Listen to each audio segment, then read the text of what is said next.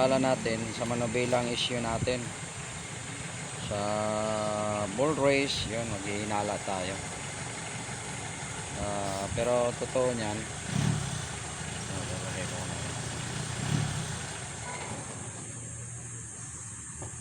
ang totoo niyan hindi pala. Yan, ano natin guys. Yan, akala ko kasi sa bull race, o kaya akala natin sa bull race, pero pag ginanyo mo naman, good naman yung bull race niya, okay naman siya. Yan, kung good naman siya, wala naman siyang, hindi siya huminto, hindi siya nag-stop. Ang isang issue niyan guys, last na pag hinalaan nyo, pangalawa, basta ay hindi pa pala kayo maghinala doon guys. Kung pangalawa, kung good naman yung kanyang busing, lalo sa mga scooters ba, good naman dyan, kaya bagong palit, at hindi pa naman siya parang nalulubak or parang flat, yun. Check nyo to maigi, check nyo to. Hindi to maramdaman kasi naka ano siya, yan, hindi siya halata. Tapos dapat may maghawak, hindi natin mahawakan kasi tayo lang nag video yan, makikita yan dito guys. Pero pag ganito, hindi nyo, pag hindi yung stock na ano, hindi nyo basta-basta makikita dyan. Yung stock na wheel seal o dash seal, kung anong tawag dyan, hindi nyo makikita dyan. Pero pag dahil itong sa atin ay ano lang, DIY lang to, kasi yung nabili natin ito walang dash seal, kaya tinama din naman tayong bilhan, gawa ng nahirapan tayo maghanap na ito ng ano, magandang klase. Yan o, may kunting-kunti lang.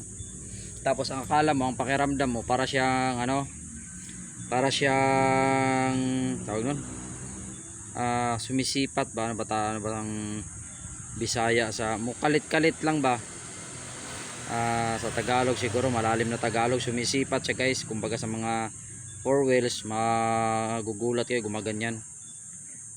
Sa four wheels naman, minsan ang tendency nun sa mga joint, o kaya sa mga tie rod, yan, minsan ganun ang issue. Pero ito, nahuli ko, nakita ko, yan siya, yan, gagalaw siya, yan. Hindi natin masong, yan, hindi talaga makita, hindi siya makakita talaga sa camera. Pero mayroon siyang kunting alog. Ito siguro, ito talaga, kasi ang bearing na binili natin dito ay hindi original.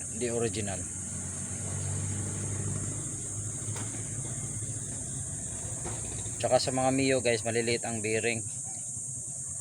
Kung magkamali kayo ng repack dun sa shock, halimbawa magkamali kayo ng repack dito sa shock, nilagyan nyo ng, kaya mahalaga guys yung ano mahalaga dito yung ano tamang langis minsan mahirap din gumamit sa mga sobrang lapot na langis, like yung mga engine oil. Medyo malapot talaga yung mga engine oil, na lalo kung ang viscosity niya ay ano. Pero pa yung may isang engine oil na pang kotse guys, yung zero yung mga stock ng mga, yung mga Honda CRV, zero ang kanyang ano. Basta may mga may ibang sasakyan ng Honda na zero yung kanyang di ka tawag kung viscosity ba tawagan,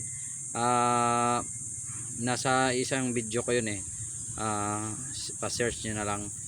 Zero yung viscosity niya, parang zero ba ba tawag doon. Pero hindi siya ganong kalapot ba, pero engine oil siya. Kasi ang nangyari dito, pag mabigla kayong lubak o kaya ma-shoot kayo sa mga tawag nito, sa mga biglaang lubak, hindi kaya niyang i-absorb yung sobrang sobrang lambot ba. Kumbaga ang mangyari sa kanya, dandahan siyang gumaganon, sobrang dandahan ba, ibig sabihin na kontra siya pag sobrang lubak o kumaga bigla talaga, kukontra siya dahil yung ating mahirapang ikot yung ating langis dahil medyo malapot nga siya. Pero may advantage din naman yung kung hindi naman kayo matulin magpatakbo, mga relax lang kayo, or kaya, pero pa sa mga delivery hindi advisable yun guys, lalo sa akin. Ang ginamit ko ditong langis ay ano, tuti. Pero itong lubak ko na to guys, isa rin tong point na nalubak talaga ng sobrang lalim. Pero ang issue kasi nito, sobrang lalim talaga siya, kaya nalubak ako dyan sa may Aguinaldo. Yan, dito lang sa amin. Kasi gabi noon, tapos umuulan, medyo napatulin. Masa 60 yata ako biglang nalubak, kaya wala, bibigay din talaga yung bearing natin. Pero isa din yun na rason bakit na madalis ding mabasag to pag yung ating langis ay sobrang lapot na siya talaga. Hindi niya kayang absorber. Mabagal ang kanyang taas, tapos yung kanyang baba mabagal din. Kasi hindi naman nakaka-circulate ng maganda yun palang tamang term doon. Hindi nakaka-circulate ng maganda yung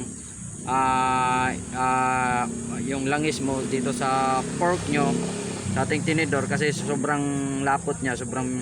Yun ang disadvantage doon, kasi sobrang lapot, kaya may tendency na possible na mabasagan kayo kaagad ng bearing. Kahit siguro original pa yan. Kaya dapat may purpose yun bakit tayo maglalagay ng malapot na langis or mga engine oil na hindi naman talaga design siya dito sa ating mga inner tube or sa ating mga fork. Hindi ginagamit talaga sa fork oil ba. Sa akin okay naman yung laro niya, halos ang minimum kasi ng mga motor halos 2 inches yan mahigit yung kanyang play. Iba nga standard lang ito. Yan may guhit naman siya hanggang doon. Yun hanggang dito siya. Yun. Ibig standard lang siya pag inano ko 1. Yan. Kumbaga 2 inches siya, standard lang siya. Yun. Kaya ingat-ingat tayo sa paggamit guys ng langis. Ito siguro may next week or next month papalitan ko na to ng langis guys, at gagamit tayo ng dito yung tote or yung fork oil, kasi medyo yung langis na to yung medyo matagal-tagal na rin. Yan, tsaka may kunti siyang leak dito, may hindi na yung nito, yung tawag nito, yung kanyang fork hindi na sariwa talaga. Yan mayroon siyang kunting Yan lang mga boss, sharing Aga Cesar Works, save money, save time, peace out. Shout out Gian Vlogs, thank you very much. At yan lang, sharing, nandito tayo. Shout out sa mga taga rito, nandito tayo sa Santa Maria. Yan, may mga free rito, mga free consult. Yan, sa mga taga Dasmariño na tawag nito, hindi kayang magpakonsulta sa mga private hospital. Yan, dito ang anong Dasmariñas. Thank you very much sa lahat, ingat lagi. Aga Cesar Works again, save money, save time. At Aga Cesar Vlogs, yun 1.8 na tayo sa ating YT channel. Thank you very much. At Boss RC, yan 2.0, thank you, peace out, ingat.